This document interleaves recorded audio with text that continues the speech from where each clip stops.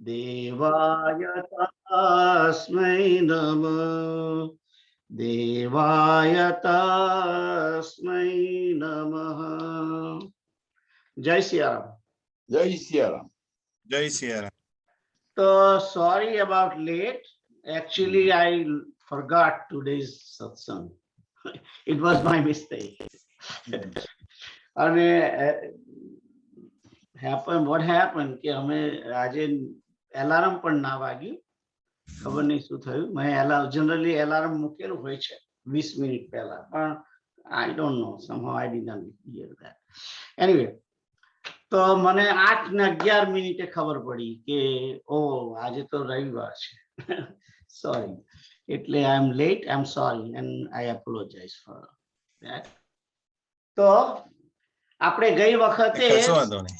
હા 7મો અધ્યાય પૂરો કર્યો હતો અને ગયા વખતે આપણે એક બ્રેક પાડી રક્ષાબંધનની, એટલે તે તમારી બધાની સંમતિથી પાડી હતી.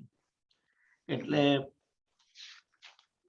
હવે તમે બધાને યાદ છે કે 7મા અધ્યાયનું રિવિઝન કરવું છે કે આપણે 8મામાં જઈશું? What you guys want? Fast revision કરીએ. Fast revision. Quick revision. Quick revision. Very good. ચાલો ક્વિક રિવિઝન કરીએ. તો જો અહીંયા આગળ પહેલો આ 7મા અધ્યાય મેં તમને કહ્યું હતું કે 7મા અધ્યાયથી ભક્તિ યોગ શરૂ થાય છે અને ભક્તિ યોગની અંદર ભક્તિ એટલે જ પ્રેમ એકચ્યુઅલી, જેની અંદર પરમાત્માની અંદર જોઈન થવાનું છે, ભગવાનની સાથે જોડાવાનું છે, ભગવાનની સાથે પ્રેમ કરવાનો છે. એ ભક્તિ યોગ હવે અહીંથી શરૂ થાય છે. એટલે ભગવાન શ્રી કૃષ્ણ આ યોગની અંદર જે 7 થી 12 સુધી કેવી રીતે પરમાત્માને પ્રેમ કરવો જોઈએ એ વિશે બતાવવાના છે. અને વાત પ્રેમની કરવાના છે, પરમાત્મા સાથેના પ્રેમની વાત કરવાની છે. સંસારીના પ્રેમની વાત નથી કરવાની. સંસારીની જોડે જે પ્રેમ હોય છે એ પ્રેમની વાત કરવાના નથી. જીવનો પરમાત્મા સાથે કેવી રીતે પ્રેમ થાય એ વિશે સમજાવવા જઈ રહ્યા છે, શરૂઆત કરી રહ્યા છે. પણ એક વસ્તુ ધ્યાનમાં રાખવાની, ભગવાન પોતે પણ ધ્યાનમાં રાખે છે કે એ જે પરમાત્માની સાથે પ્રેમ કરવાનું શીખવવા જઈ રહ્યા છે એ કોને શીખવવા જઈ રહ્યા છે? એક સંસારીને પ્રેમ શીખવવા જઈ રહ્યા છે. એટલે જ્યારે સંસારીને જ્યારે પ્રેમ શીખવવાનો હોય છે ત્યારે સંસારીની ભાષાની અંદર કેવી રીતે એને શીખવાડવું, એના લેવલે, એના કક્ષાએ ભગવાન છેક નીચે ઉતરી જાય છે. ભગવાન શ્રી કૃષ્ણ એટલે જ અવતાર કહ્યા છે. અવતારનો અર્થ શું છે? કે અવતરણ કરવું, કે પરમાત્મા તો ઉપરના લેવલે છે, એનાથી એ પોતે નીચે આવે છે, એનું નામ અવતાર. એટલે અહીં જ્યારે ભગવાન પોતે આ પોતાના આ સંસારી જીવને પ્રેમ વિશે શીખવવા જઈ રહ્યા છે ત્યારે એમણે નો ડાઉટ એમણે ભાષા સંસારીની જ બોલવી પડે. એટલે સંસારીની ભાષા બોલવા માટે જ સૌથી પહેલો જે શબ્દ લખ્યો 7મા અધ્યાયના, મય્યાસક્ત મનઃ, કે મારી અંદર કેવી રીતે આસક્ત તારું મન થાય. યુંજન મદાશ્રય, તું મારી સાથે કેવી રીતે જોડાય. યુંજન એટલે જોડાવું, અને મારો આશ્રય લઈને કેવી રીતે જોડાય એ બાબતમાં હું હવે તને કહેવા જઈ રહ્યો છું.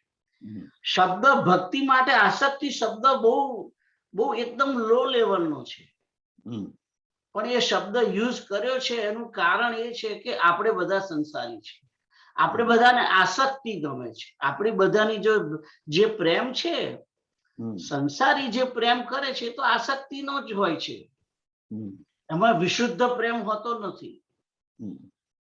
તો વિશુદ્ધ પ્રેમ શીખવવા જઈ રહ્યા છે, પણ વિશુદ્ધ પ્રેમની આ જીવને, સંસારી જીવને ખબર નથી, એટલે શરૂઆત આસક્તિ વાળા શબ્દથી કરે છે. એટલે ભગવાને અહીં આગળ વાપર્યો શબ્દ મય્યાસક્ત મનાહ, કારણ કે વિષય જીવનું તો મન આસક્ત જ થવાનું ને વિષયોમાં, બીજા પ્રેમીની જોડે, બીજા સંસારી જીવ જોડે એનું મન આસક્ત હોય છે. એટલે ભગવાન પોતે અહીં એમ કહી રહ્યા છે કે તું મારી અંદર મય આસક્ત, મારી અંદર કેવી રીતે તું આસક્ત થાય, એ કેવી રીતે આસક્ત થઈશ, એનો પાઠ ભણાવવા જઈ રહ્યા છે. એટલે ભગવાન પોતે પોતાના લેવલથી એકદમ ડાઉન, આપણા લેવલે ભગવાન ઉતરીને આપણી સમક્ષ આપણને સમજણ પડે એ રીતની ભાષા વાપરે છે. મય્યાસક્ત શબ્દ વાપર્યો છે, કે છે કે મારી અંદર આસક્ત મન વાળો તું કેવી રીતે થાય. જો આપણે કોઈનામાં આસક્ત થાય, આપણે સંસારીઓ તો આ જ ભાષા બોલીએ ને કે ભાઈ યોગેશભાઈ રંજનની અંદર આસક્ત છે, કે કેતુલ છે જાનકીની અંદર આસક્ત છે, એમ, રાઈટ? એવી રીતે એટલે આપણે શબ્દ કારણ કે જેને જે રીતે ખબર પડે એ રીતે એને સમજાવવાનો છે. એટલે ભગવાન સંસારીને સમજાવવા જઈ રહ્યા છે, એટલે શબ્દ આસક્તિ. બાકી આસક્તિ શબ્દ વિશુદ્ધ પ્રેમ માટે સારો નથી. શુદ્ધ પ્રેમ માટે આસક્તિ શબ્દ એ તો બહુ એમ તમાચો માર્યો હોય એવો શબ્દ છે. વિશુદ્ધ પ્રેમ માટે તો એના માટે તો ભક્તિ જ શબ્દ, રાઈટ? પ્રેમ, અનુરાગ, આવા શબ્દો હોવા જોઈએ. અનુરાગ, રાગાનુગા ભક્તિ, આવા બધા જે શબ્દો જે છે એ બધા ભક્તિ માટે આમને સામને થયા છે ભગવાન. હે? ભગવાન આમને સામને થયા છે. આમને સામને થયા છે, યા. એટલે કે છે કે તું આસક્તિ ચિત્ત વાળો કેવી રીતે થઈશ, મારી અંદર આસક્ત મન વાળો. કારણ કે અત્યાર સુધી આ જીવ જે છે એ સંસારની અંદર પોતાનું મન આસક્ત કરી રહેલો છે, અને એના બદલે એને હવે ભગવાન કહે છે કે તું મારી અંદર આસક્ત થા. અત્યાર સુધી તે ઘણો સંસારની અંદર આસક્ત થયો, પણ હવે મારામાં થા, મારો આશ્રય લે, મારી સાથે જોડા. અને કેવી રીતે તું આવી રીતે મારાની અંદર આસક્ત થઈશ, આસક્ત મન વાળો થઈશ, એ વિશે હવે હું તને સમજાવું છું. અસંશયમ સમગ્રમ મામ યથા જ્ઞાસ્યસી પ્રશ્ન, કે છે કે એ તું મને કે છે સંશય રહિત જાણીશ, અને એ મને જાણ્યા પછી તું મને પ્રેમ. કારણ કે જુઓ, માણસ કોઈ પ્રેમ એમનો નથી થતો. પ્રેમ થવા માટે વ્યક્તિને જાણવી જરૂરી છે. એમનેમ પ્રેમ થાય નહીં, એના ગુણોની અંદર માણસનું મન લાગે, ત્યાર પછી પ્રેમ થાય. પ્રેમ એમનો ના થાય. જે આપણે જે આસક્તિ કરીએ છીએ સ્ત્રી પુરુષોની અંદર, એ તો બધી રૂપની આસક્તિ છે. રૂપની આસક્તિ છે, શબ્દ સ્પર્શ રૂપ રસ ગંધ, 5 વિષયોની આસક્તિની વાત છે. અને પરમાત્મા અહીં જે કહી રહ્યા છે એ 5 વિષયોથી પરમ તત્વની અંદર આસક્તિ, પરમ તત્વની અંદર પ્રેમ, પરમ તત્વની અંદર મનને જોડવા માટેની જે રીત કેવી રીતે થાય, આપણું મન પરમાત્માની અંદર કેવી રીતે જોડાય, મન કેવી રીતે પરમાત્માની અંદર અનુરાગ કરે, આપણા મનની વૃત્તિઓ એક વૃત્તિ કેવી રીતે પરમાત્માના ચરણોની અંદર લાગી રહે, આ વિશે અહીંયા આગળ વાત કરવાની શરૂઆત કરે છે. એટલે કહ્યું ભગવાને કે તને આ બધું જ્ઞાન જે છે એ સવિજ્ઞાનમ, તત્વ સહિત, રહસ્ય સહિત તને કહીશ. વક્ષ્યામિ અશેષતઃ એટલે પૂરેપૂરું કહીશ. અને કે છે કે યજ જ્ઞાત્વા નેહ ભૂયોન્યત જ્ઞાતવ્યમ અવશિષ્યે, કે એને જાણીશ તું પછી તારે બીજું કશું જાણવાનું રહેતું નથી. પછી આ જીવને બીજું કઈ જાણવાનું રહેતું નથી. એટલે કે છે કે હું તને એવું જ્ઞાન આપવા માંગુ છું કે જેનાથી તું મારી અંદર આસક્ત મનવાળો થઈશ, મારો આશ્રય લેતો થઈશ, મારી જોડે જોડાઈશ, એવું હું જ્ઞાન તને આપવા માંગુ છું. તો આ પહેલા 2 શ્લોકોની અંદર આ જ 2 વસ્તુ કહેલી છે ખાસ તો.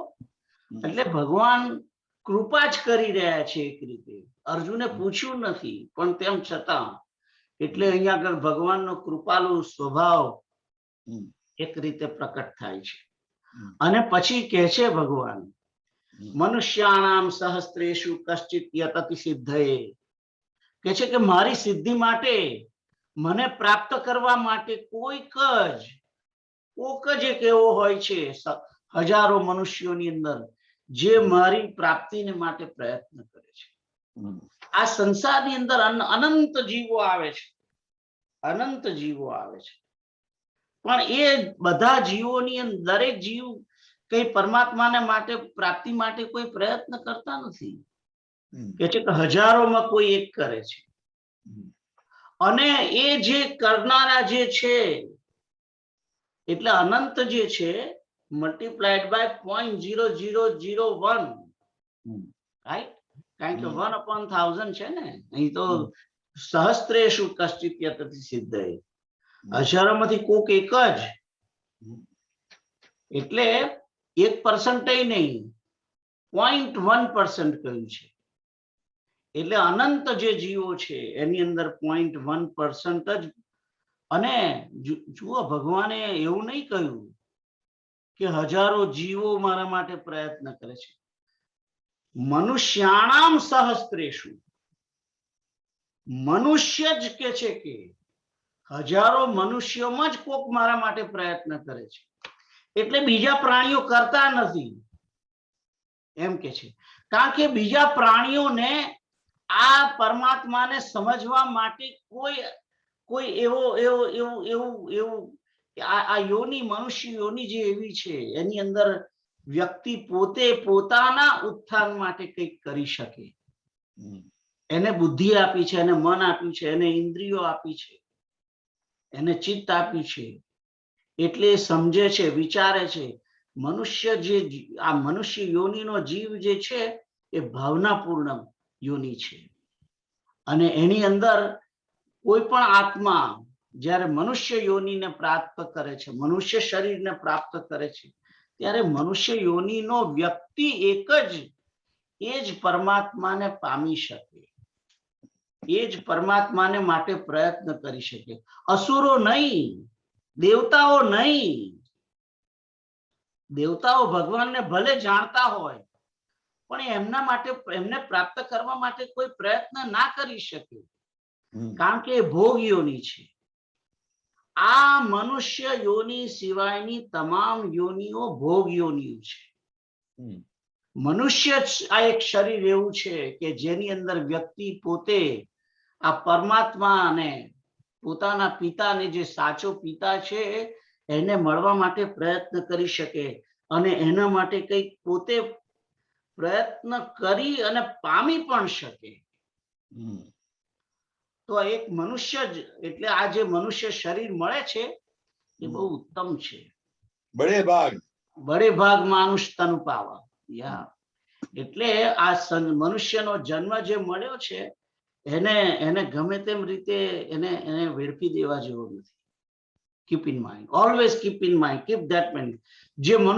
જે શંકરાચાર્ય 3-4 વસ્તુ દુર્લભ કહી છે, એ મનુષ્ય જન્મ અને પછી મોક્ષની એને એક ભૂખ થાય એ, અને સત્સંગત્વ, એને સાચો સંગ મળે, સત્સંગ મળે.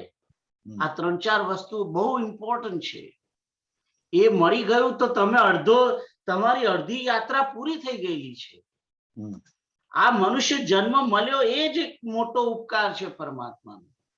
અને આમાં 30% તો તમે આ યાત્રા પૂરી કરી દીધી. આ જન્મ મળ્યો એનાથી પછી 67 બાકી છે %.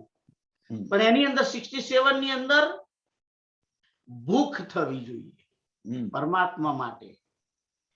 એ ભૂખ જાગવી જોઈએ. ભૂખ જ્યાં સુધી ના ઉગડે ત્યાં સુધી માણસ કશું કરી શકે નહીં. માણસને ભૂખ લાગી હોય તો એ લાવો લાવો લાવો મારે ખાવું છે ખાવું છે ખાવું છે કરે. પણ જેને ભૂખ જ નથી એની આગળ ગમે તેટલા પકવાન મૂકો એ પછી નાટક કરશે. ના જવા દો, નથી બરાબર. આ વખત તમે પીઝા લાયા, કઈથી લાયા? પણ બરાબર નથી, બરાબર નથી. કેમ આવું કે છે? અરે ભૂખ નથી, તને ભૂખ નથી. પીઝા તો સારો જ છે પણ તને ભૂખ નથી. તો ભૂખ પરમાત્માના પ્રેમને પામવાની ભૂખ, એ ભૂખ બહુ જ ઇમ્પોર્ટન્ટ વસ્તુ છે. જે આપણે બધાને, કોઈને ભૂખ લાગી નથી પણ ભૂખ લાગી છે એવી એક્ટિંગ કરીએ છીએ આપણે બધા. હું પણ, આપણને બધા, મેં એક વખત કિરીટ અંકલને કહ્યું તો આપણને બધાને વેમ થઈ ગયા છે, વેમ કે મને ભૂખ લાગી છે. રાઈટ? બધાને વેમ થઈ ગયા છે કે મને પરમાત્માની ભૂખ લાગી છે. ખરેખર ભૂખ લાગી નથી. ભૂખ લાગી છે એવી એક્ટિંગ કરીએ છીએ. કારણ કે જેને ભૂખ લાગી હોય એ રાત્રે સૂઈ ના શકે. એ રાત્રે સૂઈ ના શકે. એની વૃત્તિ સીતારામ સીતારામ સીતારામ, રાધે કૃષ્ણ, શિવ શિવ શિવ શિવ શિવ શિવ કર્યા કરે. તો ભૂખ નથી લાગી આપણને. આ ભૂખ લાગવી એ બહુ બહુ જ ઇમ્પોર્ટન્ટ વસ્તુ છે. લાલસા નથી થઈ. લાલસા, ધેટ્સ રાઈટ. લાલસા નથી, લાલસા નથી. એ ભૂખ જે ઉઘડવી જોઈએ એ ભૂખ ઉઘડી નથી. મુમુક્ષુત્વમ, જેને સંસ્કૃતની ભાષામાં શંકરાચાર્યએ મુમુક્ષુત્વમ કહ્યું છે. મનુષ્યત્વમ, મુમુક્ષત્વમ અને સત્સંગત્વમ, આ 3 વસ્તુ દુર્લભ. એમાંથી એક તો મળી ગઈ છે, મનુષ્ય જન્મ મળી ગયો છે. અને મુમુક્ષત્વ એને પ્રાપ્ત કરવું.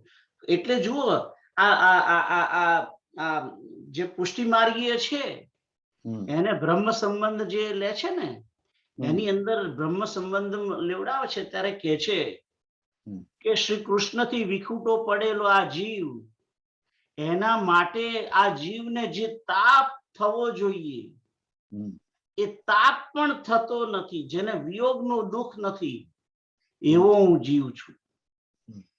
કે હજારો કોટી કલ્પો, કરોડો વર્ષો થઈ ગયા, કોટી કલ્પ વર્ષો જીવ થઈ ગયા અને આ જીવ પરમાત્માથી વિખૂટો પડ્યો છે પણ વિયોગનું દુઃખ નથી. એવો એકદમ ફળિયા જેવો. એટલે આ મુમુક્ષુત્વ, ભૂખ નથી. એટલે આ મનુષ્યને જ ભૂખ થાય. એટલે જેને ભૂખ ના હોય એને તો ભૂખ માટે પહેલું તો ભગવાનને પ્રાર્થના કરવાની કે પ્રભુ તું મને મુમુક્ષુત્વની ભૂખ આપજે.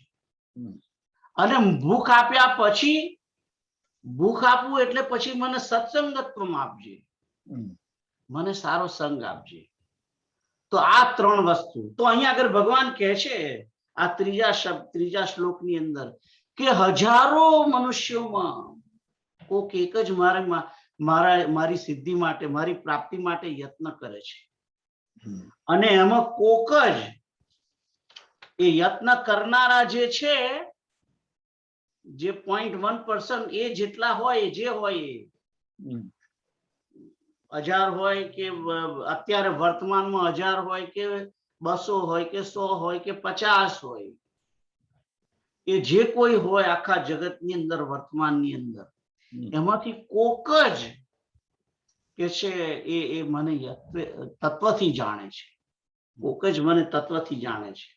એટલે અહીંયા આગળ ભગવાન પોતે પોતે અર્જુનને કહી રહ્યા છે કે મને તત્વથી કેવી રીતે જાણવો જોઈએ. તત્વથી તું મને જાણીશ તો તું મારી પ્રાપ્તિ માટે પ્રયત્ન કરીશ. એટલે ભગવાન પોતે તત્વથી જણાવવા માંગે છે. એટલે હવે અહીંયા આગળ આ ચોથા શ્લોકથી ભગવાન કહે છે ભૂમિરાપો નલો વાયુ ખમ્મનો બુદ્ધિરેવ ચ અહંકાર મે ભિન્ના પ્રકૃતિ રષ્ટતા. કહે છે કે મારી 8 પ્રકારની પ્રકૃતિ છે. જળ પ્રકૃતિ, એને અપરા પ્રકૃતિ કહે છે. રાઈટ? અપરા પ્રકૃતિ એની અંદર 5 મહાભૂતો, મન, બુદ્ધિ અને અહંકાર. આ અપરા પ્રકૃતિ છે. અને પરા પ્રકૃતિ એટલે કે ચેતન પ્રકૃતિ, કે જેના આ બંને વડે આખું જગત ધારણ કરે છે પરમાત્મા. તો ભગવાને 5 મહાભૂતો બનાયા, મન, બુદ્ધિ, અહંકાર બનાવ્યું અને અનંત જીવો પ્રગટ કર્યા. અને એ બધા ચેતન અને ચેતન અને જળ એ બંનેના મિક્સચર થી આખું જગત બનાવ્યું છે. મારી તમારી રચના જે ભગવાને કરી છે તમામ શરીરોની, એ આ 2 પ્રકૃતિ જળ અને ચેતન, પરા અને અપરા, આ 2 પ્રકૃતિથી. અને પરા પ્રકૃતિની અંદર ચેતન પ્રકૃતિ એટલે કે આત્મા, અને જે જળ પ્રકૃતિ એની અંદર આ 5 વસ્તુ. એ તો તમને દેખાય જ છે શ્લોકની અંદર. તમને બતાવજો ભાઈ, ચોથો શ્લોક બતાવજો. તો અને પછી કહે છે કે આ બંને પ્રકૃતિ વડે આ બધા ભૂતો, સર્વભૂતો જે છે એ સર્વભૂતો એતત યોનિની ભૂતાની સર્વાણીત્યુપધારય અહમ કૃષ્ણસ્ય જગતઃ પ્રભવઃ પ્રલયસ્તથા. તો કહે છે કે હે અર્જુન, તું એમ સમજ કે સંપૂર્ણ ભૂતો, અહીં ભૂતોનો અર્થ ભૂત એટલે કે તમામ પ્રાણીઓ એમ કહેવા માંગે છે. અને જ્યારે પ્રાણીઓ કહેવામાં આવે છે એટલે એની અંદર મનુષ્ય પણ આવી ગયું, અને આ પશુ, પક્ષી, વનસ્પતિ બધું આવી ગયું એની અંદર. તો કે છે કે સર્વભૂતો આ 2 પ્રકૃતિથી, આ 2 પ્રકૃતિ વડે ઉપજેલા છે. અને હું પોતે જ આ સંપૂર્ણ જગતનું ઉત્પાદક અને સંહારક પણ છું. કે છે અહમ પ્રભવઃ, અહમ હું છું, આ બધું મેં ઉપજાયેલું છે. અને હું જ એનો સંહાર કરનારો, હું જ એને લય કરનારો છું. અને પહેલા મેં એક વખત તમને કેવી રીતે આખા જગતની ઉત્પત્તિ થઈ છે એના વિશે કહ્યું હતું મેં, કે ભગવાને પોતે પુરુષ રૂપે છે, ઈશ્વર જે કે છે એ ઈશ્વરે પોતે પોતાની અંદરથી પ્રકૃતિને પ્રગટ કરી, અને પ્રકૃતિ પ્રકટ કરી અને પ્રકૃતિમાંથી મહત્તત્વ, અને મહત્તત્વમાંથી 3 પ્રકારના અહંકાર, સાત્વિક, રાજસ અને તામસ. તામસ અહંકારમાંથી પ્રથમ શબ્દ, અને શબ્દમાંથી આકાશ, અને પછી આકાશમાંથી વાયુ, વાયુમાંથી અગ્નિ, અગ્નિમાંથી જળ, જળમાંથી પૃથ્વી. એ રીતે આ 5 મહાભૂત પહેલા તો એમણે પ્રગટ કર્યા. અને બીજો જે છે, જે ચેતન પ્રકૃતિ, એ ચેતન પ્રકૃતિ પણ એમણે પ્રગટ કરી. એ આત્મા સ્વરૂપે પોતાના જ આત્મામાંથી અનેક આત્માઓ પ્રગટ કર્યા. જેવી રીતે દિવાળી પર પેલી કોઠી ફૂટે અને એની અંદરથી અનંત તણખાઓ જેમ બહાર પડે છે, એવી રીતે આ બધા આત્માઓ પરમાત્માની અંદરથી બહાર પડેલા છે. અને જે બીજો રજોગુણ છે, એ રજોગુણની અંદરથી ઇન્દ્રિયો, અને ઇન્દ્રિયોના તમામ કર્મેન્દ્રિયો અને જ્ઞાનેન્દ્રિયો, અને જે સત્વગુણ છે એની અંદરથી આ ઇન્દ્રિયોના દેવતાઓ અને મન અને બુદ્ધિ, અંતઃકરણ ચતુષ્ટય જે છે એ એમાંથી પ્રગટેલું છે. તો આ બધું જે કેવી રીતે પ્રગટ થયેલું છે, અને પછી એ બંનેનું મિક્સર થઈ અને ભગવાને પોતે એક હિરણ્યગર્ભ વિરાટ અંડ બનાવ્યો, એમાંથી નારાયણ પ્રગટ થયા. એ નારાયણના નાભીમાંથી બ્રહ્મા, અને બ્રહ્માના પોતાની એમની કાયાના 2 ભાગ થયા, અને મનુ અને શત્રુપા, અને આ રીતે સૃષ્ટિ શરૂ થયેલી છે. અને એ બ્રહ્માએ પહેલી તો વનસ્પતિને પ્રગટ કરી, વનસ્પતિ પ્રગટ કર્યા પછી પશુ પક્ષીઓને પ્રગટ કર્યા છે, બીજા બધાને. અને પછી જે 8મી સૃષ્ટિ જે છે એ મનુષ્યની છે. 9મી સૃષ્ટિ દેવોની છે. દેવો, અસુરો, ગંધર્વો, કિન્નરો એ બધા 9મી સૃષ્ટિમાં છે. તો આ 8મી સૃષ્ટિ જે મનુષ્યોની છે, એ મનુષ્યોની સૃષ્ટિ વાળા જ ભગવાનને પ્રાપ્ત કરવા માટે પ્રયત્ન કરી શકે. તો આપણે આ બધી વાત તો બહુ પહેલા કરેલી જ છે, એટલે એની અંદર બહુ જવાની જરૂર નથી. અને પછી આગળ કહે છે 7મા શ્લોકની અંદર, મત્તઃ પરતરમ નાન્યત કિંચિત અસ્તિ ધનંજય. કે છે કે આ જગતની અંદર મારા સિવાય બીજું કઈ છે નહીં. અને મયી સર્વમિદમ પ્રોતમ સૂત્રે મણિગણાઈવ. જેવી રીતે માળા હોય, માળા, અને દોરાની અંદર મણકો, અને મણકાની અંદર દોરો, એવી રીતે આ પરમાત્મા તમામ ભૂતોની અંદર ઓતપ્રોત છે. ઓતપ્રોત છે. આ પ્રાણીઓ પરમાત્માની અંદર જ વસેલા છે, અને પરમાત્મા એ પ્રાણીઓની અંદર પણ વસેલા છે. એવી રીતે ઓતપ્રોત છે. તો આ સૂત્રે મણિગણાઈવ, સૂત્રે મણિગણાઈવ એ રીતે કે છે કે, તો જ્યારે આ પરમાત્મા આપણે જ્યારે માળા કરીએ છીએ ને, માળા કરીએ છીએ જ્યારે, જે કરતા હોય એની વાત છે, ઓકે, ના કરતા હોય તો વાત જુદી છે. પણ જે માળા કરતા હોઈએ છે, તો એ માળા કરતી વખત એ જ ધ્યાન રાખવાનું છે, બીજું કઈ કરવાનું નથી. ઓમ નમઃ શિવાય બોલો કે રામ રામ બોલો, તે વખતે આ માળાને જોતા જોતા જોતા એમ વિચારવાનું છે કે આ દરેક જીવની, દરેક પ્રાણીની અંદર પરમાત્મા આ માળાના દોરાની માફક અંદર પરવાયેલો છે, અને આ બધા જીવો એ પરમાત્માની અંદર પરોવાયેલા છે. એવી રીતે જોવાનું છે. તો માળા કરતી વખતે ધ્યાન આ બધું આ તત્વ જે છે એને વિચારવાનું છે. એનીવે આગળ તો પછી જે 8મો શ્લોક છે, એની જેવી રીતે આ સૂત્રે મણિગણા એવા કહ્યું તમને, કે જેવી રીતે દોરાની અંદર મણકો, મણકાની અંદર દોરો પરોવાયેલો છે, એમ હું પરોવાયેલો છું. તો એ કેવી રીતે પરોવાયેલો છે એ કહેવા માટે અહીંયા આગળ કહ્યું ભગવાને. રસોહમ અપ્સુ કૌંતેય, જળની અંદર કે છે કે હું રસ છું. રસ તરીકે પરમાત્મા જ છે. વેદની અંદર ઓમકાર એ જ છે. સૂર્ય ચંદ્રની અંદર પ્રકાશ તરીકે પરમાત્મા પોતે જ છે. પુરુષોની અંદર પુરુષત્વ એ જ છે. આકાશની અંદર શબ્દ એ જ છે. પૃથ્વીની અંદર પવિત્ર ગંધ એ જ છે. અગ્નિની અંદર તેજ પણ એ જ છે. અને સર્વભૂતોની અંદર જે જીવન જે છે એ પણ એ જ છે. જેના વડે જીવન છે. જીવન શાના વડે છે? જીવન અંદર આત્મા છે એટલે છે. તો એ આત્મા કોણ છે? એ જ પોતે પરમાત્મા શ્રી હરિ. અને એટલે કહ્યું બીજમ મામ સર્વભૂતાનામ, મને તમામ ભૂતોનું બીજ જાણ, એમ કે છે. બીજમ મામ સર્વભૂતાનામ વિદ્ધિ, મને સર્વભૂતોની અંદર બીજ તરીકે જાણ.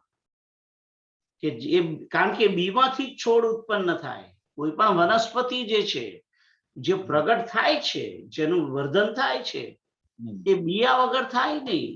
આંબો હોય તો ગોટલો હોય તો આંબો બને ને, રાઈટ? એટલે આ જગત જે તું જોઈ રહ્યો છું, આ સર્વભૂતો જોઈ રહ્યો છું, એનું બીજ કોણ? કૃષ્ણ. અને પછી કે છે કે તેજસ્વીઓનું તેજ હું છું, બુદ્ધિમતાઓની બુદ્ધિ હું છું, બલવાનોનું બળ હું છું, અને કે છે કે કામના રહિત બળ સામર્થ્ય એ હું છું કે છે. તો આ બધું ધર્મને અનુકૂળ કામ પણ હું છું. અને પછી કહ્યું કે રાજસ, તામસ કે સાત્વિક, આ જે કઈ બધા ભાવો તમામ ભૂતોની અંદર પ્રગટ થાય છે એ મારા કારણે થાય છે. એ ચૈવ સાત્વિકા ભાવા રાજસાસ તામસાશ્ચ. અને પણ કે છે કે આ બધા મારા કારણે, પણ કે છે કે એ બધા ભાવોની અંદર હું નથી. હા, એ બધા મારાથી ઉપજેલા છે.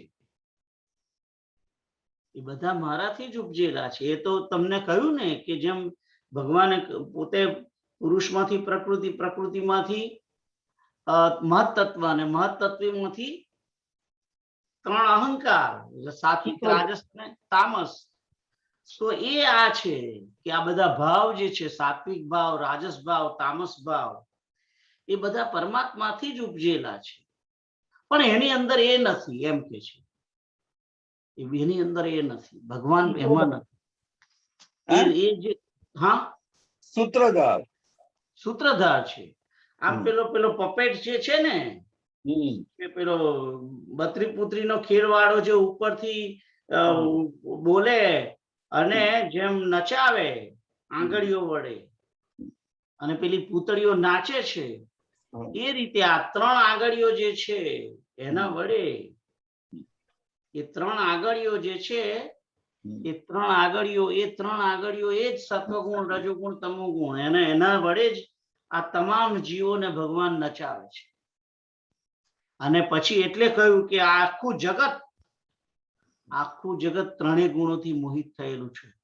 ત્રિભીર ગુણ ભૈર ભાવૈર એભી સર્વમિદમ જગત મોહિતમ નાભિજાનાતિ. એ મોહિત થયેલું છે અને મને જાણતું નથી. કેમ જાણતું નથી? કારણ કે મોહિત થયેલું છે 3 પ્રકારના ભાવો વડે, સત્વગુણ, રજોગુણ અને તમોગુણ થી ભાવ. એનાથી આ આખા જગતના તમામ ભૂતો, તમામ પ્રાણીઓ એનાથી મોહિત થયેલા છે. એટલે કારણ કે પરમાત્મા આ 3 ગુણોથી પર છે. એટલે આપણે જ્યારે બધા પેલા માયાના 3 ગુણોના અધીન થયેલા છીએ, રાઈટ, એટલે માયાથી પર જે માયાધીશ છે એને ઓળખતા નથી. અને પછી આગળ કહે છે, દૈવી એશા ગુણમયી મમ માયા દુરત્યયા મામેવ યે પ્રપદ્યન્તે માયા મેતામ તરંતિ. ભગવાને ચોખ્ખું જ કહી દીધું અહીં આગળ કે જેણે આ 3 ગુણવાળી માયાથી ને તરવું છે, જેને તરવું છે, જેને ઓળંગવી છે, એને એ 3 ગુણવાળી માયા, એનાથી પર થવું બહુ મુશ્કેલ છે. પણ જો તમારે તરવું હોય તો કેવલ અને કેવલ જે મારે શરણે આવે છે, મારું જ નિરંતર ભજન કરે છે, મામ એવ શબ્દ છે, એવ, મને જ જે પ્રપદ્યંતે છે, મને જ જે નિરંતર ભજે છે, એ જ કે છે કે આ માયાને તરી શકે છે. એટલે અહીં આગળ ભગવાને ચોખ્ખું આ 14મા શ્લોકની અંદર કહ્યું ભગવાને કે જે મને ભજશે એ જ તરવાનો છે, બીજો તરવાનો નથી, બીજો ડૂબવાનો છે. ચોક્કસ એ ગમે તેને ભજે એ ડૂબવાનો છે 100%. કૃષ્ણ, રામ અને શિવને જેણે નથી ભજ્યા એ ડૂબવાના જ છે, ચોક્કસ ડૂબવાના છે. આ 3 જ બચાવશે. તો આગળ કે છે, નમામ દુષ્કૃતિનો મૂળા પ્રપદ્યંતે નરાધમા માયયા પરત જ્ઞાન આસુરમ ભાવમાશ્રિતા. પણ કે છે કે મને કે છે કે નીચ, દૂષિત કર્મ કરવા વાળા મૂળ લોકો જે છે, જેનું જ્ઞાન માયા વડે હરાઈ ગયેલું છે, બધા મને ભજતા નથી. આસુરી ભાવ વાળા, આસુરમ ભાવમાશ્રિતા, એ આસુરી સ્વભાવને ધારણ કરનારા જે છે નરાધમો, રાઈટ, એ બધા કે છે કે મને ભજતા નથી. એ બધા એ મૂળ લોકો છે. અને એનું કારણ એ જ છે કે માયા વડે એમનું જ્ઞાન હરણ થઈ ગયું છે. માયાને કારણે એ મને ઓળખતા નથી અને એમનું જ્ઞાન જે છે એ માયાના ત્રણેય ગુણોની અંદર હરાયેલું છે, એટલે એ મને ભજતા નથી. એટલે હવે અહીંયા આગળ ભગવાને બે પ્રકારના ભજનારા આવશે વાત આવે છે. હવે જે મને ભજે છે, જેનું જ્ઞાન નથી હરાઈ ગયેલું ને જે મને ભજે છે, એ મને ભજનારા પાછા 4 પ્રકારના. એટલે આમ કહેવાય બે ટાઈપના લોકો.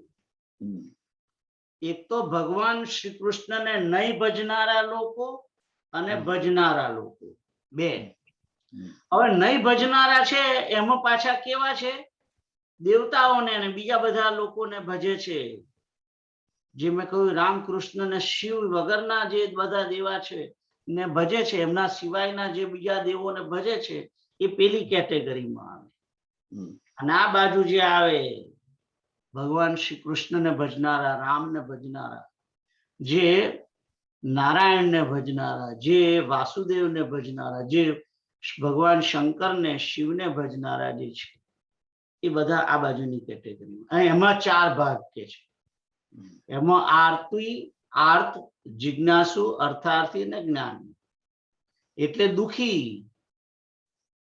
દુઃખના કારણે દુઃખનો માર્યો ભગવાનનું ભજન કરે એ.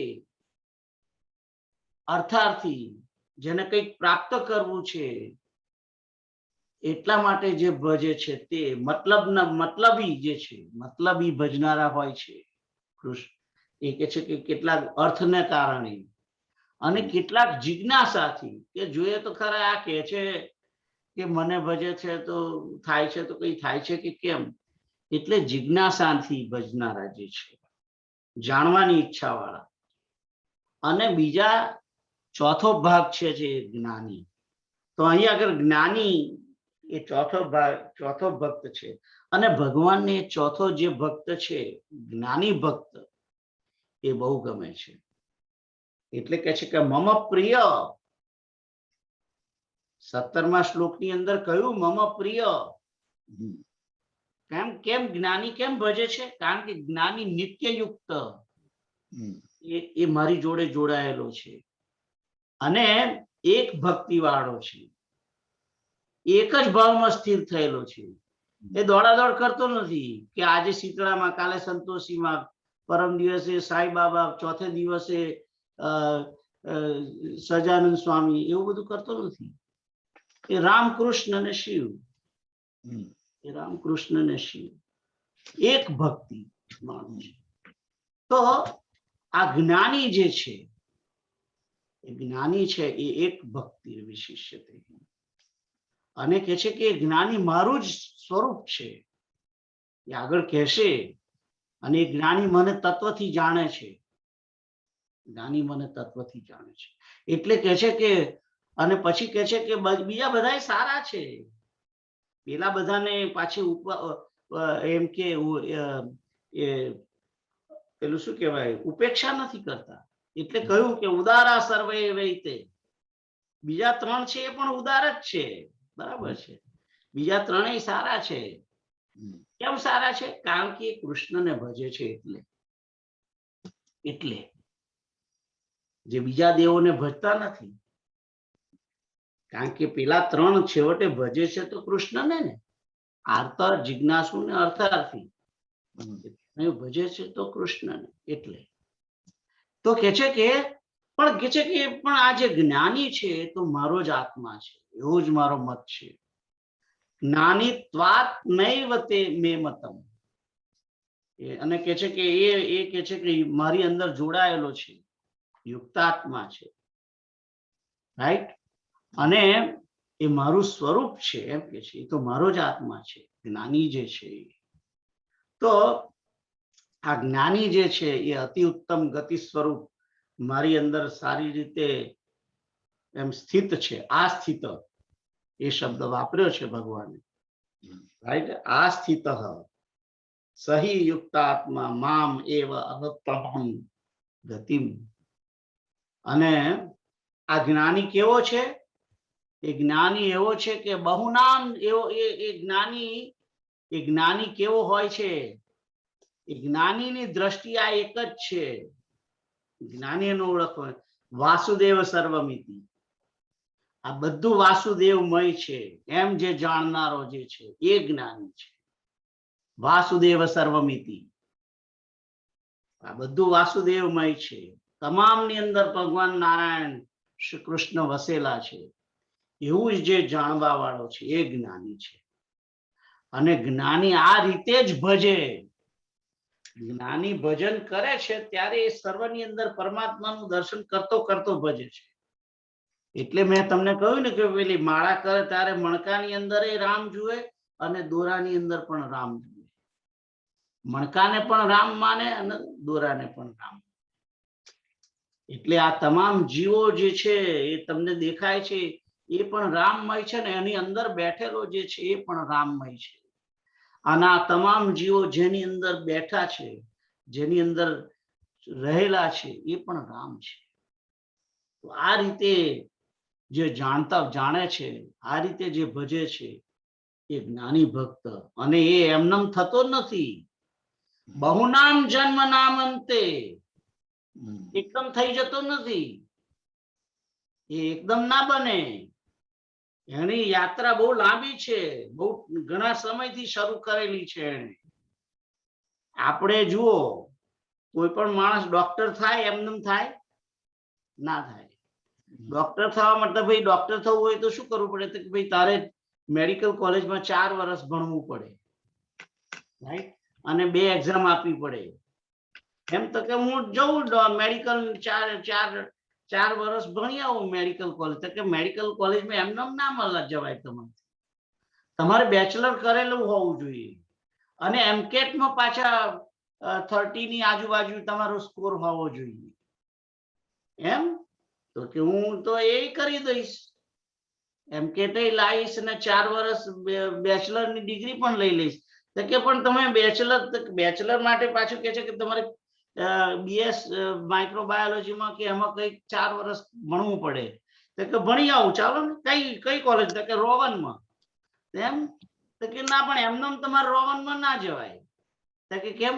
તો કે તમે એમ કરો, 4 વર્ષ તમારે એ રોવનમાં જવા માટે તમારે SAT પાસ કરેલી હોવી જોઈએ અને તમારે હાઈસ્કૂલમાં પાસ થવા જોઈએ. 9મા 10મા 10 11 9 10 11 12 કરેલા હોવા જોઈએ. એમ તો કરી દઈએ, અમને શું વાંધો છે?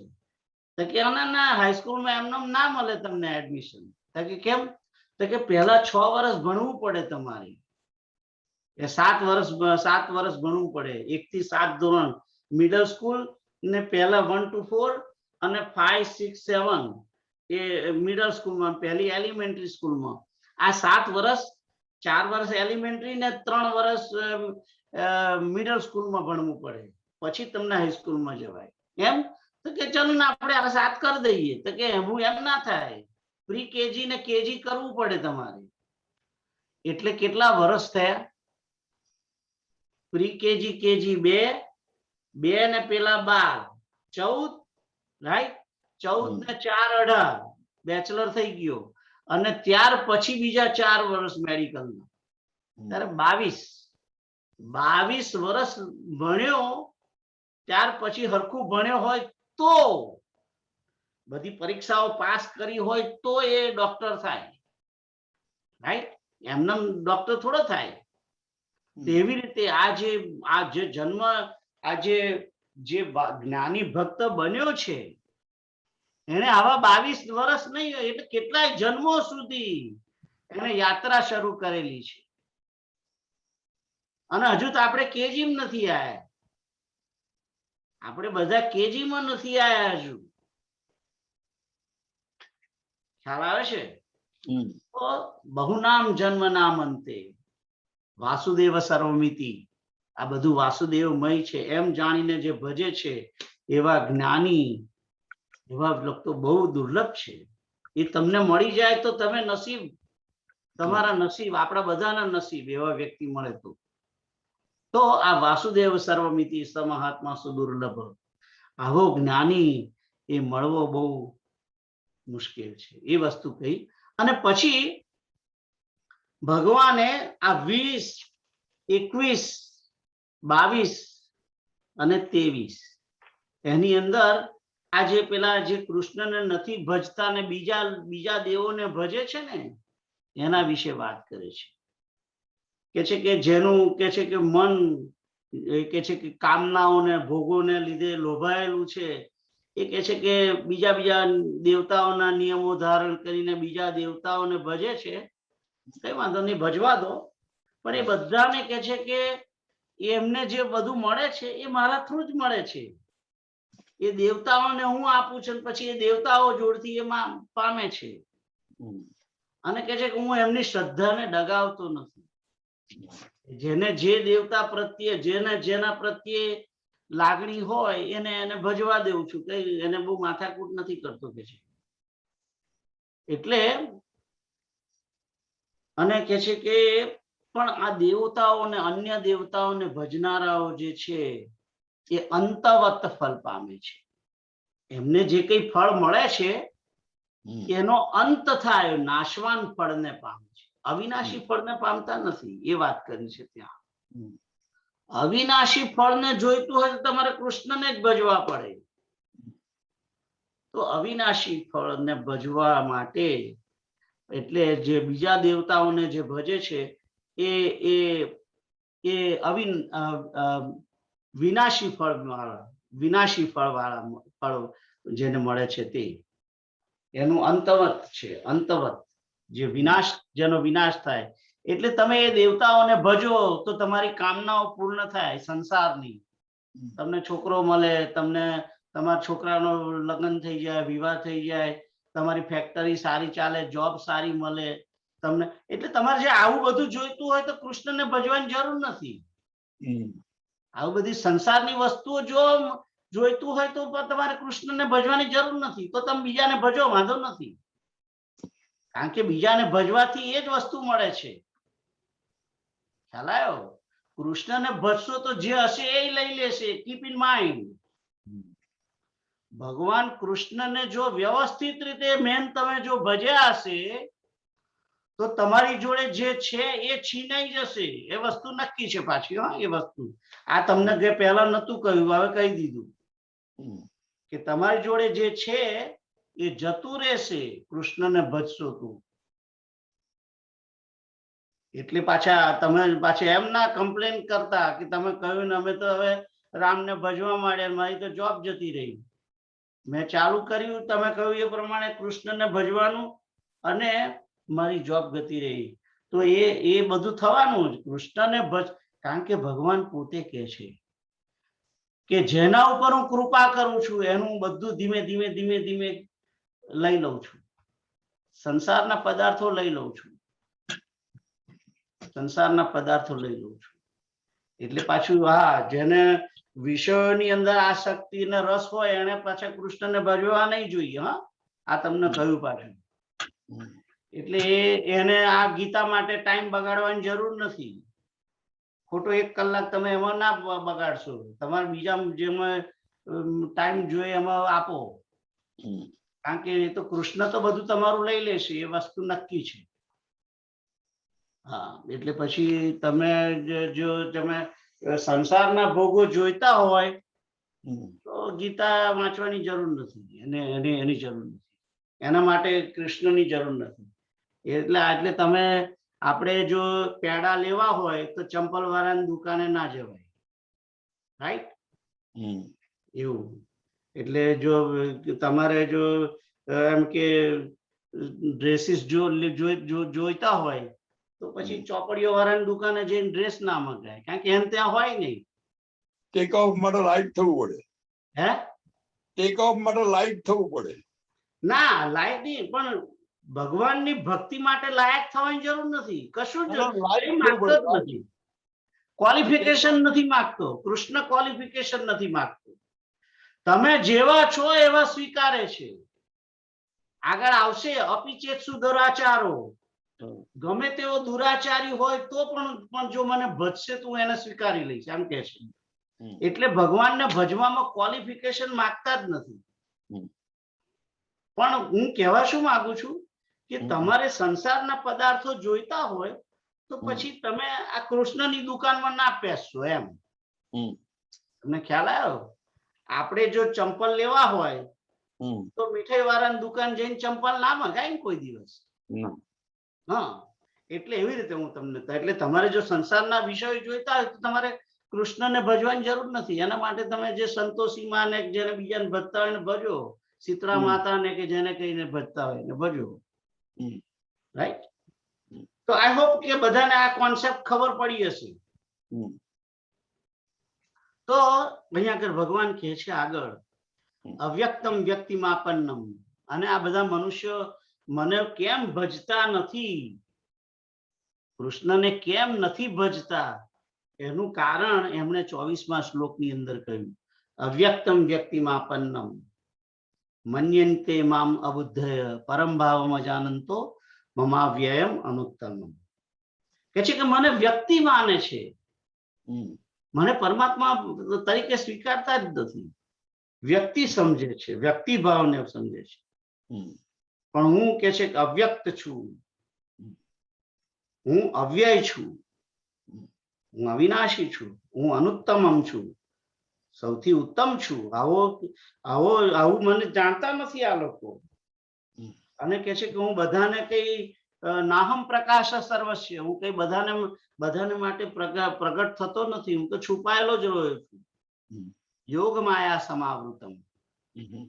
ભગવાન તમને કૃષ્ણ દેખાય જ નહીં, તમને સામે બીજું જ બોડી દેખાય, એ કિરીટ અંકલ નું જ બોડી દેખાય, અંદર કૃષ્ણ છે એ તમને ખબર ના પડે.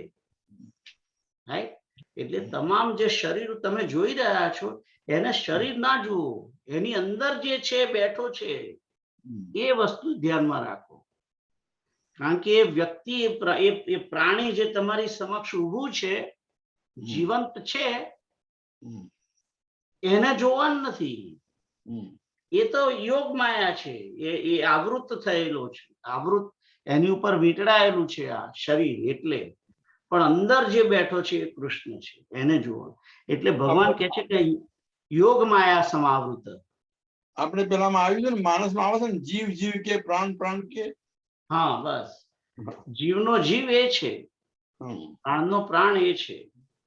તો આવી રીતે કે છે કે મને, હું અજન્મા છું, અવ્યય છું, મને હવે અવિનાશી ને અવ્યય ને અજન્મા આવું મને જાણતા નથી, અને હું કોઈની સમક્ષ આવતો નથી પ્રગટ.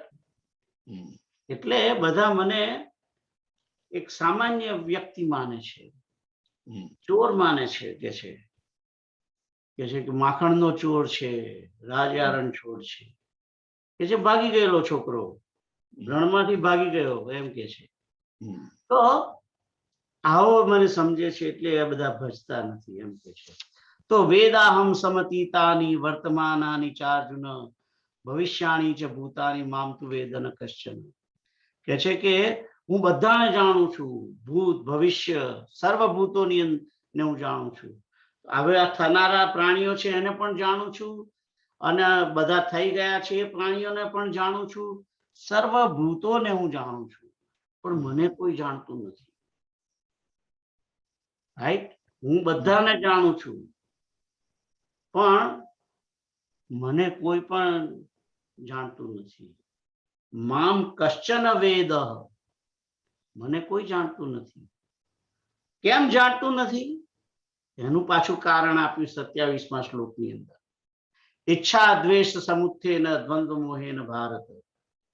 કે છે કે ઈચ્છા અને દ્વેષથી, દ્વંદ્વરૂપી મોહથી, રાઈટ, સુખ દુઃખ, આનંદ રાગ દ્વેષ, આનંદ નહીં, સોરી, સુખ દુઃખ રાગ દ્વેષ, આ બધા દ્વંદ્વોથી આ બધા પ્રાણીઓ જે છે અજ્ઞાનતાને પામે છે.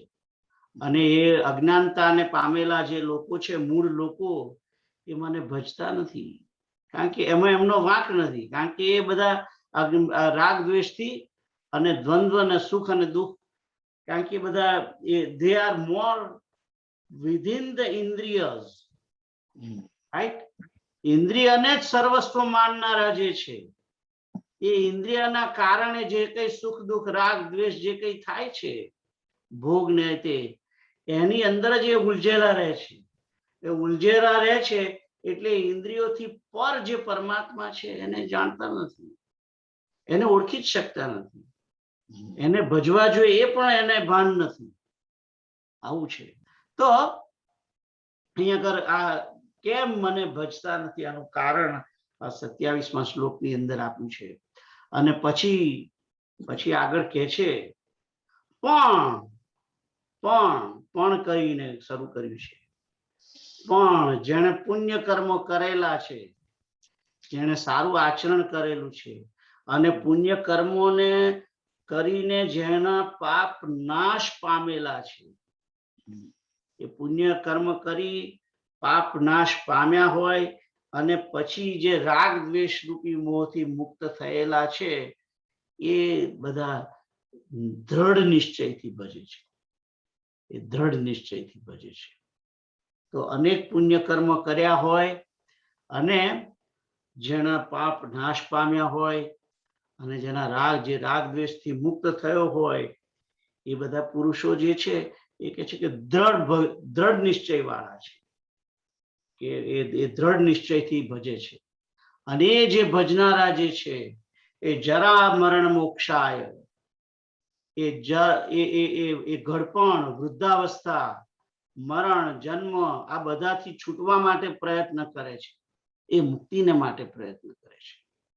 અને એ બધા જે પ્રયત્ન કરનારા જે છે જરા મરણ મોક્ષાય, એ મુક્તિને માટે જે પ્રયત્ન કરનારા છે, મામાશ્રિત્ય મારો આશરો લઈને જે પ્રયત્ન કરે છે, મારો આશ્રય લઈને જે પ્રયત્ન કરે છે, રાઈટ. અને મુક્ત થવા માટે જે મેં તમને કહ્યું હતું ને કે મુમુક્ષુત્વમ, તો અહીંયા ભૂખની વાત કરી લે છે. જરા મરણ મોક્ષાય એ શું છે? એ ધેટ ઇઝ ધ મુમુક્ષુત્વમ. ભૂખ, જેને ભૂખ છે પરમાત્માને પામવાની, રાઈટ, એવા એ કે છે કે મારો આશ્રય લે છે અને પ્રયત્ન કરે છે. એ કે છે કે બ્રહ્મને પણ જાણે છે, તે બ્રહ્મવિદુ તત્વવિદુ, તત્વથી, બ્રહ્મને તત્વથી જાણે છે અને સંપૂર્ણ અધ્યાત્મને પણ જાણે છે અને તમામ કર્મને પણ વ્યવસ્થિત રીતે જાણે છે. એટલે કે ત્યારે જે મેં તને જે બધું સમજાયું કર્મ વિશે પહેલા 6 અધ્યાયની અંદર, રાઈટ, એ બધા એ વાંચ્યા વગર જ જે મને ભજ્યા જ કરે છે, એને પહેલા આગળના 6 અધ્યાય આવડી જ જાય છે ઓટોમેટિક. એના માટે એને કઈ પ્રયત્ન કરવાની જરૂર નથી. ખ્યાલ આવ્યો? એટલે અહીંયા આગળ એ એમ કે છે કર્મ ચાખીલમ, એનો અર્થ શું છે? એ કર્મયોગને જાણે છે. એટલે જે ભક્તિ યોગની અંદર જે માસ્ટર થયેલો છે એને કર્મ આવડે, એને તમામ બધા કર્મ આવડે, ઓટોમેટિક જ આવડે. એના માટે એને કર્મયોગમાં નથી આવડતું એવું સમજવાની જરૂર નથી. જે ભક્તિ યોગની અંદર પ્રવૃત્ત થયેલો છે, નિષ્કામ કર્મ કરતો, નિષ્કામ ભક્તિ કરે છે, રાઈટ, એ કર્મયોગનું આચરણ કરે જ છે. એને એ ઓટોમેટિક કરે છે, એને ઓટોમેટિક થઈ જાય. તો આ અહીંયા આગળ 29મો શ્લોક હતો, રાઈટ? હા, 29મો શ્લોક.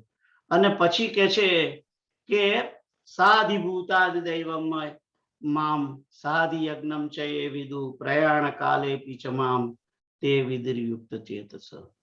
તો કે છે કે એ મને અધિભૂત, અધિદૈવ સહિત અને અધિયજ્ઞ સહિત મને જાણે છે અને પ્રયાણ કાલે, અંતકાલમાં પણ મને જાણે છે. પ્રયાણ કાલે એટલે હવે અહીંયા આગળ ભગવાન એક નાનો એક પોઈન્ટ મૂકી દીધો છે. એટલે હવે એનાથી એક બીજ મૂક્યું છે, એ બીજના કારણે 8મો અધ્યાય શરૂ થશે. એટલે આ જે એને કહ્યું એમાં ભગવાને કહ્યું સાધિભૂતાદિદૈવમ મામ સાધિ યજ્ઞમ ચ એ વિદુ પ્રયાણ કાલે ચ મામ તે વિદુર્યુક્ત ચેતસ. તો કે છે કે જે મને અધિભૂત, અધિદૈવ અને અધિયજ્ઞ આ રીતે જે મને જાણે છે. એટલે પેલા અર્જુન થયું આ બધું શું કહેવા માંડ્યા પાછા? અત્યાર સુધી તો મારી વાત કરતા હતા કે મયા સક્તો મના, અને હવે તો આ તો કે છે કે અધિભૂતમાં આવી ગયા, નદી યજ્ઞમાં આવી ગયા અને બ્રહ્મની વાત કરે છે અને પાછા પ્રયાણ કાલમાં મને જાણવાનો. એટલે આ બધું શું ચાલી રહ્યું છે? એટલે આગળ પ્રશ્ન પૂછશે. હવે આગળ પ્રશ્ન એ પૂછે એ પહેલા હું તમને પૂછું, તમને કોઈ પ્રશ્ન છે હવે? Do you guys have any question? નથી question. તો આપણે આગળ જવું છે કે આવતી વખતે જવું છે? એક બે શ્લોક કરો, એમાં શું? આવતી વખત. ના ના, આવતી વખત. આવતી વખતે 9:30 થઈ ગયા. હે? ઓલમોસ્ટ 9:30 થવા આયા. 9:30 થવા આવ્યા છે, બરાબર છે. એટલે હવે આના પછી ખબર પડે છે કોની કોની કેટલી ભૂખ છે. ના એટલે એવું ભૂખ બરાબર છે, સાચી વાત છે. તો લાલસા તો તમે કઈ આજે યાદ રહ્યો પોઈન્ટ. હવે લાલસાનો point ખાસ યાદ રાખવાનો છે, રાઈટ? કેતુલ જોગેશભાઈ 11 મિનિટ તારું શું થયું હતું આજે? હે? આંખને ઊંઘો આવે છે ને પાછી.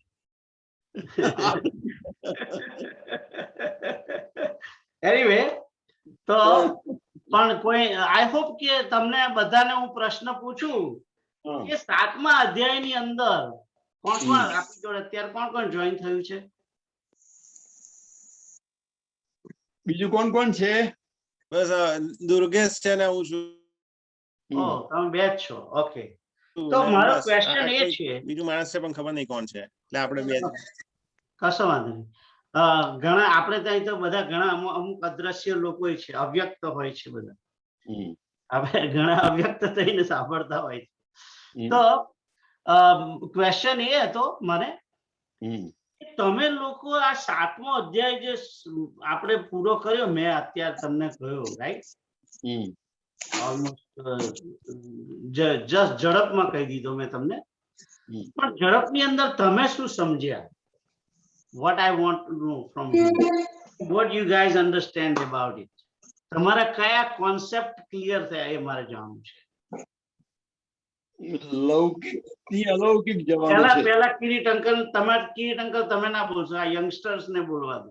ઓકે, કારણ કે મારો ઇન્ટેન્શન યંગસ્ટર્સ પર છે. મને છે ને પેલો શ્લોક વધારે ગમ્યો, જે હમણાં તમે છેલ્લે સમજાયો ને.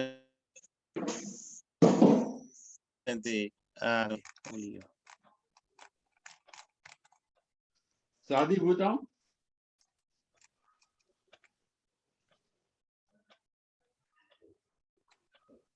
કે તું મારે તને એમ પૂછું, હું તને એમ પૂછું કે તું 2 મિનિટની અંદર મને કે તું શું સમજ્યો આખા અધ્યાયમાં, તો તું શું કહીશ? 2 મિનિટ કે તને 5 મિનિટ આપું તને. what you understand, that's what I want to know. હું જઉં પહેલા થોડું જે મને ખબર પડી છે, પછી કેતુલ એડ કરે. ચાલો, આ દુર્ગેશ ને બોલવા દો. ચાલો. એટલે મને જે ખબર પડી એ કે મોક્ષ જોઈતો હોય તો કૃષ્ણને ભજો તો જ મોક્ષ મળશે. બીજા બધા દેવી દેવતાને ભજશો તો જે મળશે એ નાશવંત છે, એટલે ટેમ્પરરી બેનિફિટ્સ મળશે.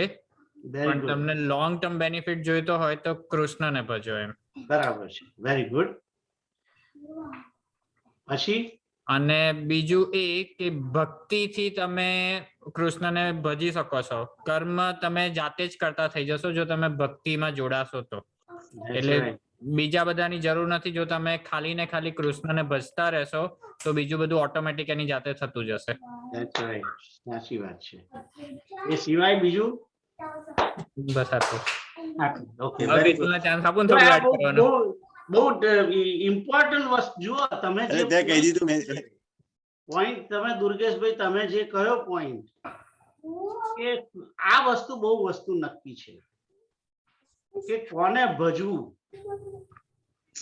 આપણે શું પ્રાપ્ત કરવું છે અને એના માટે શું કરવાનું છે એટલું તો ખબર હોવી જોઈએ માણસને. અને પછી ખબર પડે કે શું કરવાનું છે, કેવી રીતે કરવાનું છે, એ બધું પછી. એ તો હજુ ભગવાન તમને હજુ આ અધ્યાયમાં તો કહેશે નહીં કે તમારે શું કરવાનું છે.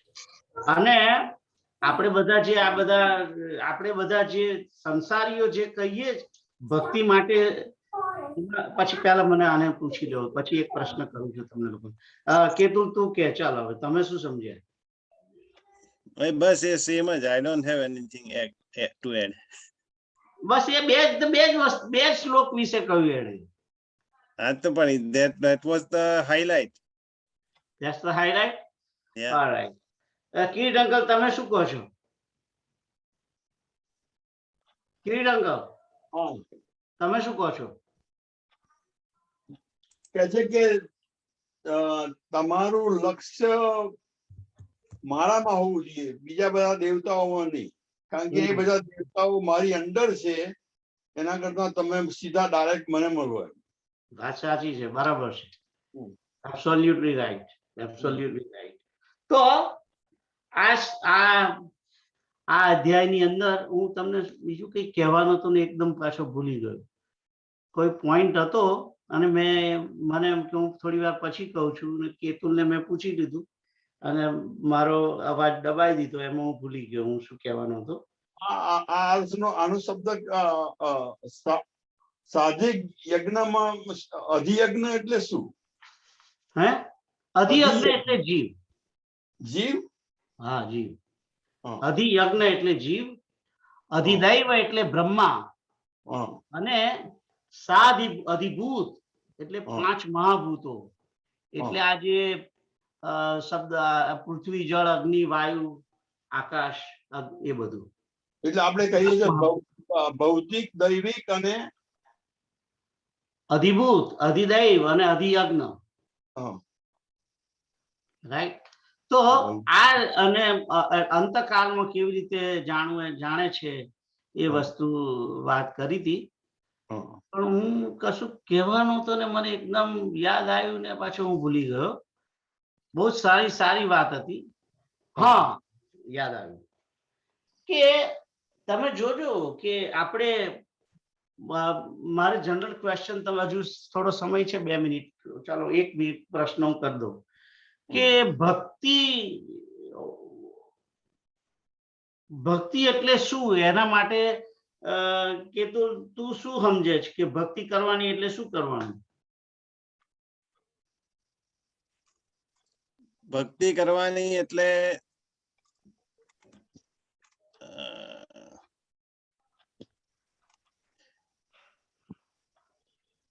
તમે ઓપનિંગ અનન્ય, આ શ્લોકમાં છે તે પ્રમાણે અનન્ય ચિત્તથી ભક્તિ કરવાની. ના, બરાબર. પણ અત્યારે જે તમે જે બધા થયા, જે જનરલી આ બધી પબ્લિક, આખો સંસાર ભક્તિ કરે છે જે, રાઈટ? આખો, અને દુર્ગેશ તો વાંચે છે ગીતાને, એ ભક્તિ.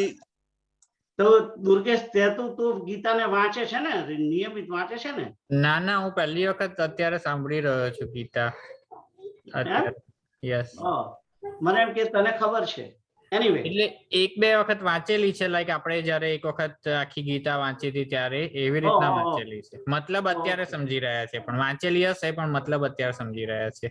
તો મારો તમને કહેવાનો મતલબ શું છે કે આ જે આપણે જે જનરલી સંસારમાં આપણે જે ભક્તિ જોઈ રહ્યા છીએ, એની અંદર એમ કે મંદિર જવું, મારા કરવી, આપણે હમણાં શ્રાવણ મહિનામાં યજ્ઞ કરીએ છીએ ને, રાઈટ?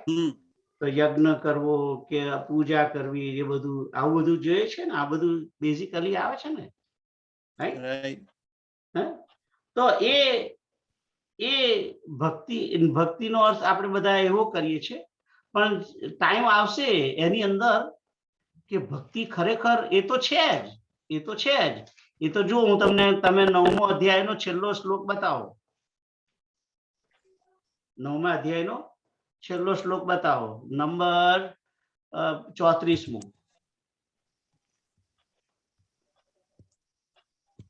મનમના.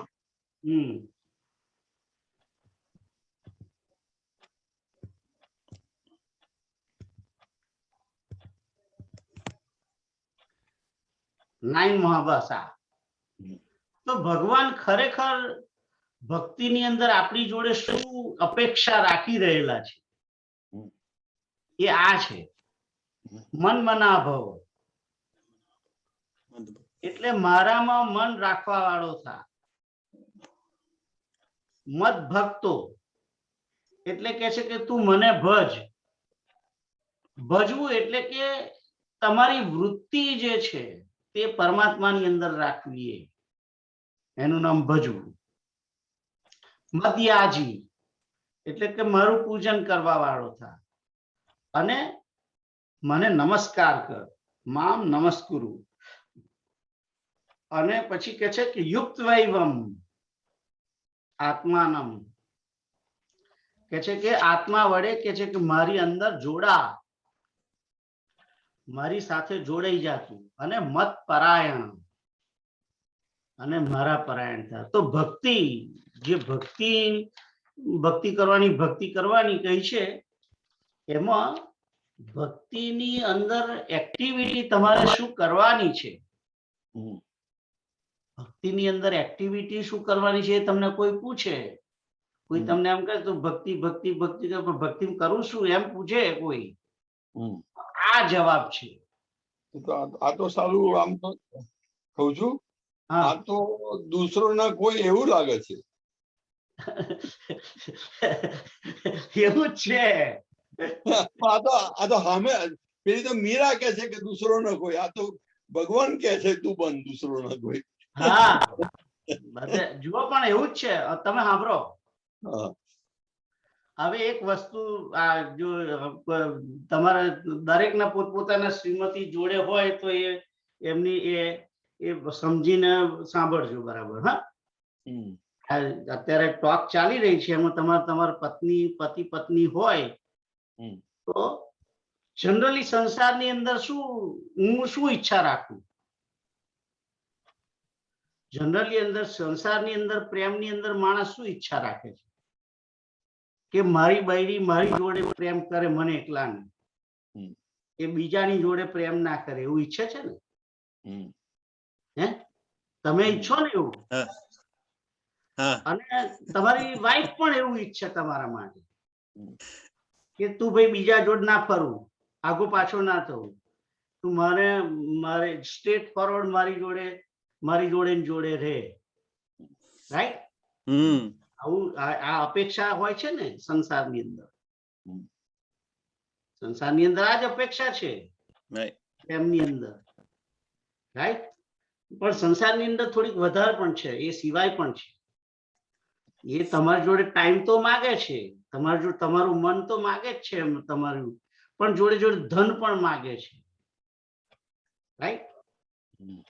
હું રોજ તાર કાકીને એમ કહે કે હું તને પ્રેમ કરું છું, પણ હું તને પૈસા ના આલું કે કશું કે ખાવા ના આલું, તો પછી કે પેલો કે રંજન કે મારી વાઈફ મને કે પ્રેમ કરું છું, જાને કમાવા જા, પૈસા લાય ઘરમાં.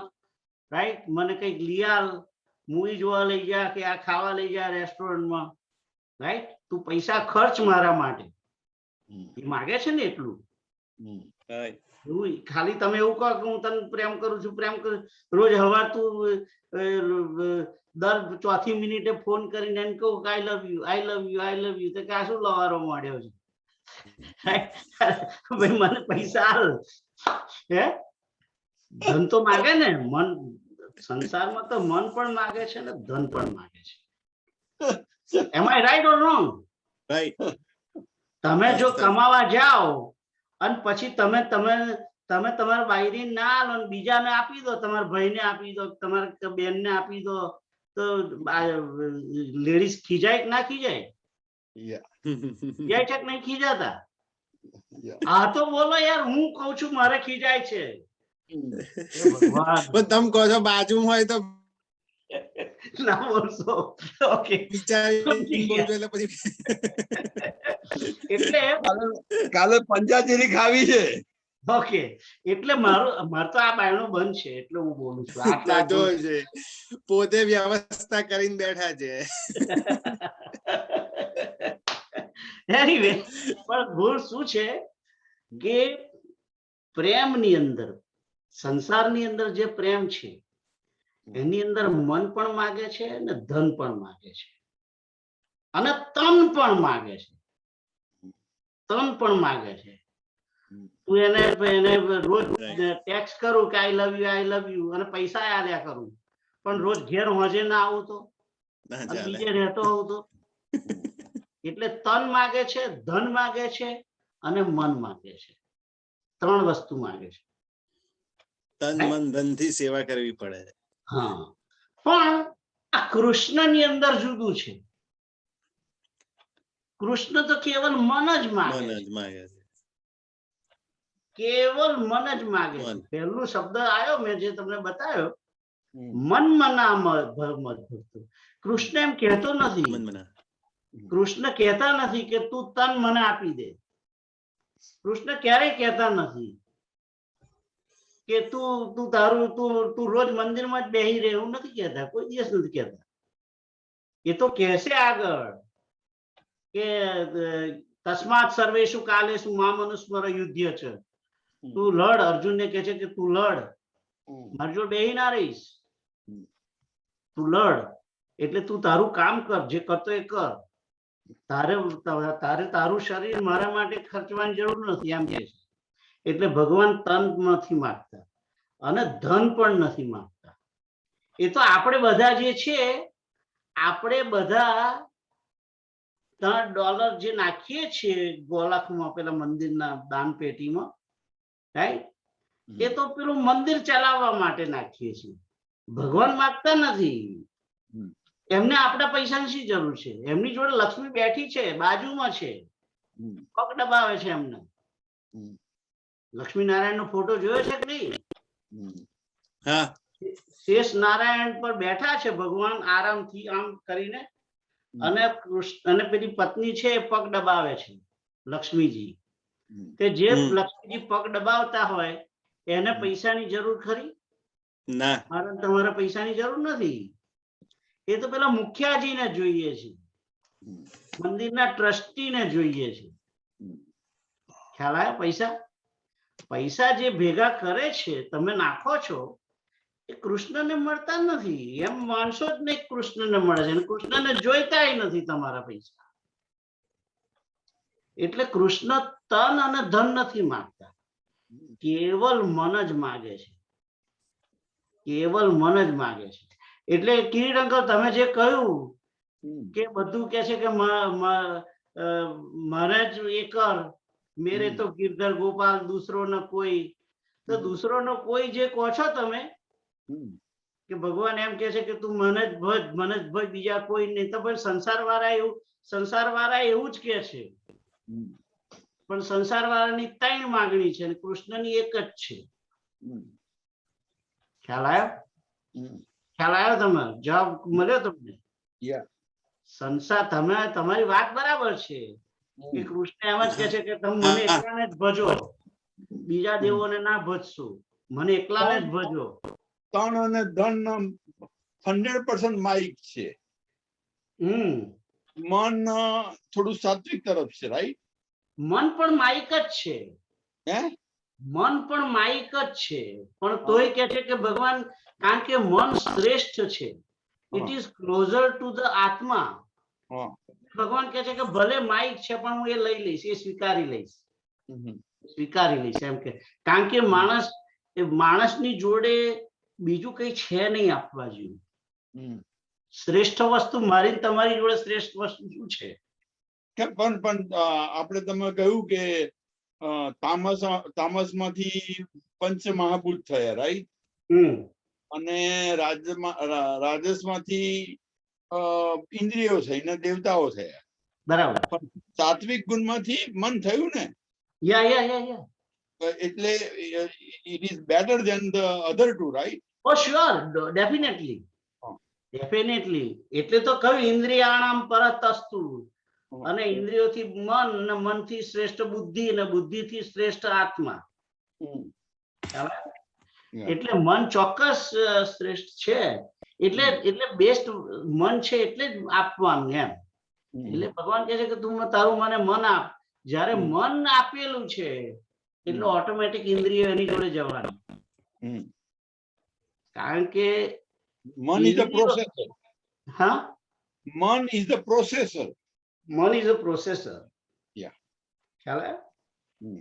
એનીવે, તો આજનો સત્સંગ અહીં પૂરો કરીએ. કોઈને ક્વેશ્ચન્સ છે? ના, કાલે કૃષ્ણનું ભજન કરવાનું છે આપણે બપોરે યા કે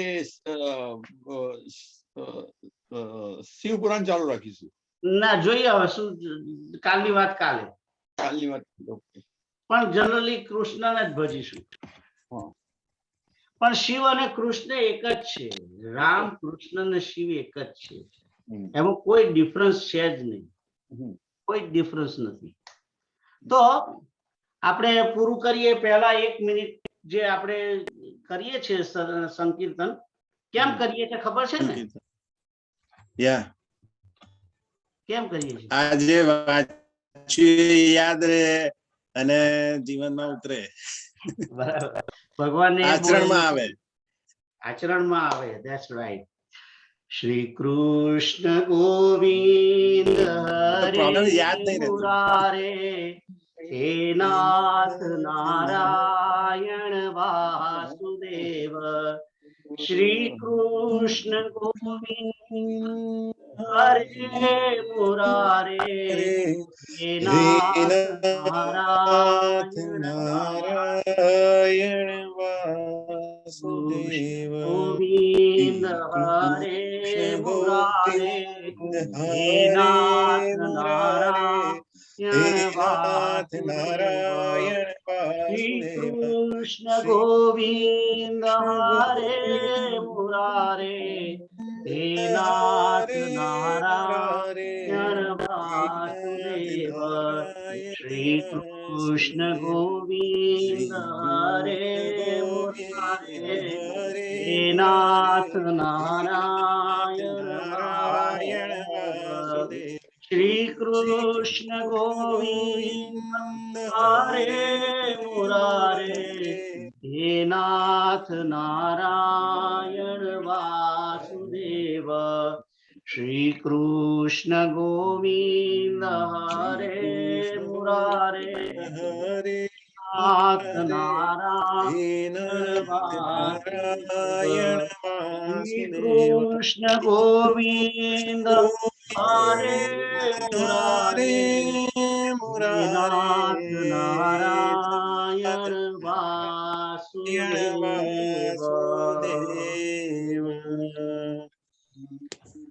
તો ઓમ પૂર્ણમદ પૂર્ણમિદં પૂર્ણાત પૂર્ણમુદચ્યતે પૂર્ણસ્ય પૂર્ણમાદાય પૂર્ણમેવાવશિષ્યતે. સર્વે ભવन्तु સુખિનઃ સર્વે સन्तु નિરામયાઃ મા કશ્ચિत् દુઃખમાપ્નુયાत्. ઓમ તત્સત. ઓમ તત્સત. જય સિયારામ. જય સિયારામ. જય સિયારામ. જય સિયારામ. જય સિયારામ.